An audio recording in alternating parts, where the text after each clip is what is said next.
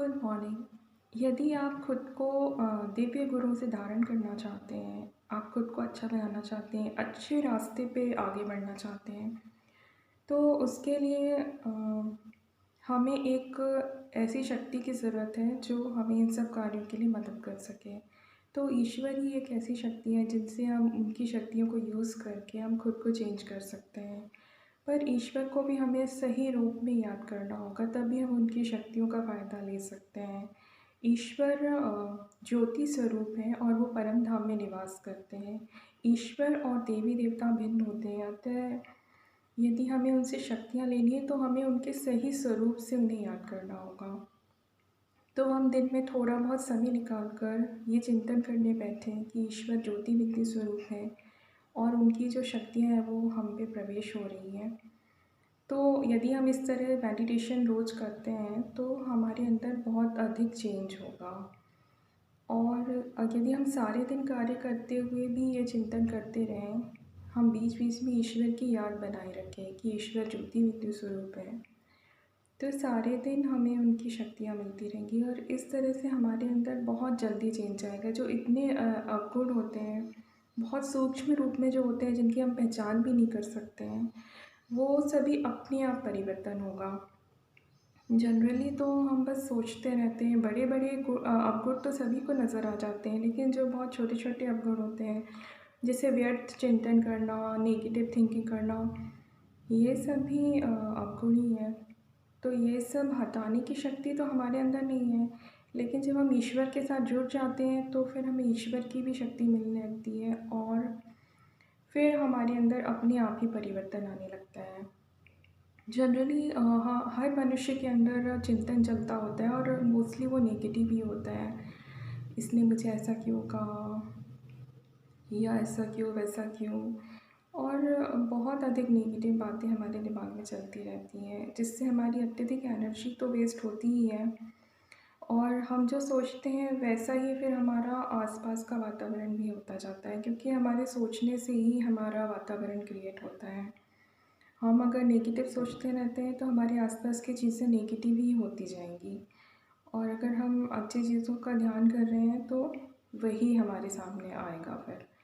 तो ऐसे तो मन के चिंतन को रोकना असंभव ही है, चिंतन तो हमेशा चलता ही रहेगा, लेकिन अगर हम जब ईश्वर को याद करना शुरू कर देते हैं तो आप तो ईश्वर का चिंतन कर रहे हैं। आप यदि खाना बनाते बनाते ये ध्यान कर रहे हैं कि भगवान ज्योति बिंदु स्वरूप हैं, परम धाम में उनकी शक्तियाँ आप में प्रवेश हो रही हैं, तो उतनी देर तो आप कोई दूसरा चिंतन नहीं कर रहे हैं, तो आपका तो नेगेटिव चिंतन उस समय तो ख़त्म हो गया। और यदि हम ऐसे ही अपने ध्यान को भगवान पे ही केंद्रित करके रखें तो सारे दिन हम कितनी अनावश्यक व्यर्थ चिंतनों से बच सकते हैं और हमारी वो थिंकिंग ईश्वर को याद करने वाली वो एक पॉजिटिव थिंकिंग होगी, तो हमारे अंदर तो अपने आप ही चेंज आता जाएगा। और जब हम अच्छा सोच रहे हैं, हम भगवान को ही याद करते जा रहे हैं, तो हम बाकी ख़राब चीज़ें सोचने से बच जाते हैं और अच्छा सोच रहे हैं तो अच्छा ही होगा फिर, क्योंकि कहा जाता है कि जो आप सोचते हैं वही बनते हैं, आप जैसा सोचेंगे वैसा ही होगा। आप खुद ही अपनी सृष्टि के निर्माण करता है। ऐसा क्यों कहते हैं? क्योंकि हम जो सोचते हैं वही हमारे आसपास होता है, हम वैसे ही बन जाते हैं। उदाहरण के लिए यदि मैं आपको एक भिखारी का चिंतन बताऊं तो शायद एक भिखारी हर रोज़ यही चिंतन करता होगा कि आज मैं किस तरह से भीख मांगूं, आज कौन सा नया स्टाइल में यूज़ करूं जिससे मुझे ज़्यादा भीख मिल सके, मैं कैसे और दयनीय दिखाई दूं जिससे मुझे ज़्यादा भीख मिले। तो ज़रा आप गौर करिए कि वो क्या चिंतन कर रहा है। वो सोच रहा है कि मैं किस तरीके से और भीख मांगूं। वो ये नहीं सोच रहा कि मुझे कल से भीख ना मांगनी पड़े, काश भगवान मुझ पर ऐसी कृपा करें, मुझे कोई काम मिल जाए और मैं ये गंदा काम करना छोड़ दूं। इसीलिए तो एक भिखारी है जो वो हर दिन और ही ज़्यादा भिखारी बनता जाता है। तो ये हमारे अपने चिंतन पर ही डिपेंड करता है कि हम खुद को कैसा बनाना चाहते हैं। जिस दिन से हम अच्छा चिंतन करने लगेंगे, हम जो चिंतन कर रहे हैं हम वही स्वरूप बनते जा रहे हैं। अतः हमें खुद को अच्छा बनाना है तो हमें उसके लिए ईश्वर की शक्तियों से जुड़ना आवश्यक है, क्योंकि हम खुद ही तो इतने शक्तिशाली नहीं हैं कि खुद को हम इतनी नेगेटिविटी से बचा लें। उसके लिए हमें ईश्वर का सपोर्ट चाहिए। इसलिए यह ज़रूरी है कि हम उनको ज़्यादा से ज़्यादा याद करने की प्रैक्टिस करें, और यदि हम ईश्वर को सही रूप में याद करेंगे तो ही हमें उसका फ़ायदा मिलता है।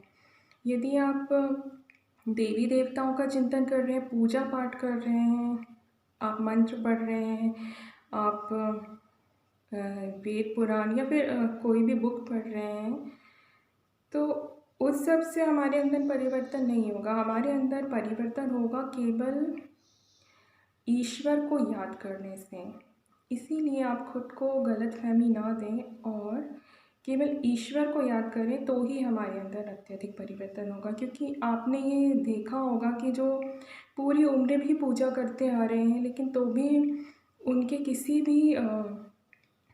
किसी भी उनके पर्सनैलिटी में कोई चेंज नहीं आता। वो जैसे थे आज भी वैसे ही हैं। क्योंकि हमारे अंदर परिवर्तन सिर्फ तभी आता है जब हम ईश्वर को याद करते हैं। इसलिए अगर हमें मेहनत करनी है तो हमें ईश्वर को याद करने की मेहनत करनी है। खुद को नए नए रास्ते बताएं कि हम किस तरीके से भगवान को और अधिक याद कर सकते हैं। या तो आप भगवान के बारे में पढ़ें, उनके गुणों के बारे में पढ़ें, भगवान से हमें क्या क्या मदद मिलती है उस सब का चिंतन करें। और आप खुद ही सोच सकते हैं कि और ऐसी कौन कौन सी बातें हैं जो आपको मदद करेंगी कि आप ईश्वर को ज़्यादा से ज़्यादा याद कर सकें। जितना अधिक आप ईश्वर को याद करेंगे, आप उतनी ही अधिक दिव्य गुणों को धारण करते जाएंगे। और उसके लिए अलग से कोई मेहनत नहीं करनी है। आपको ये नहीं सोचना मुझे ये छोड़ना है, ये छोड़ना है, ये गुण धारण करने हैं। वो सब अपने आप ही होता जाएगा। अगर आप ईश्वर को याद कर रहे हैं तो अपने आप ही आपके अवगुण ख़त्म हो रहे हैं और गुण धारण हो रहे हैं। तो ईश्वर को याद करने की मेहनत करें। Thank you.